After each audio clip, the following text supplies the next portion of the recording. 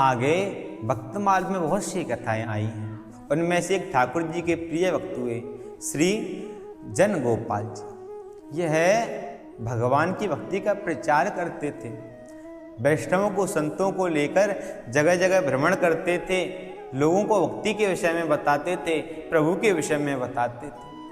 एक बार ये एक गांव में गए, वहाँ सब संतों ने सब वैष्णवों ने कहा कि आज तो प्रभु का भोग खीर का लगना चाहिए। तब एक शिष्य से कहा कि जाओ तुम दूध ले आओ।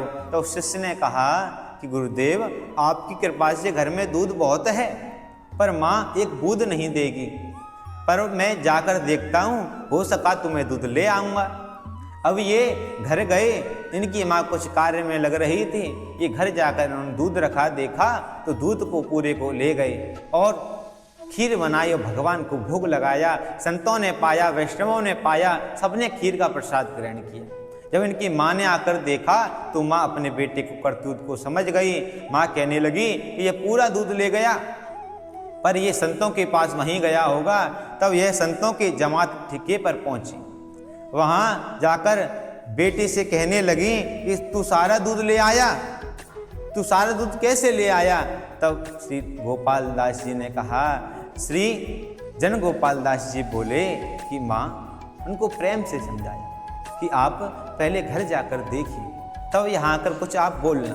अब इनकी शिष्य की माँ ने घर जाकर देखा तो वह भी आश्चर्यचकित हो गई। घर जाकर क्या देखा कि दूध यों का त्यों रखा हुआ है, जितने भी घर में खाली बर्तन थे सब दूध से भरे हुए हैं।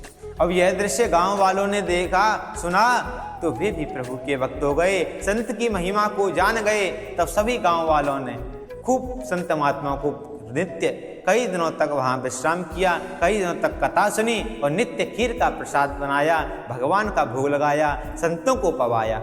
यही एक प्रभु भक्ति की महिमा है। संत की सेवा का फल हमको अवश्य प्राप्त होता है। जब हमारे ऊपर संत कृपा करते हैं तब हमें प्रभु की भक्ति प्राप्त होती है, प्रभु प्राप्त होते हैं। बोलिए भक्तवत्सल भगवान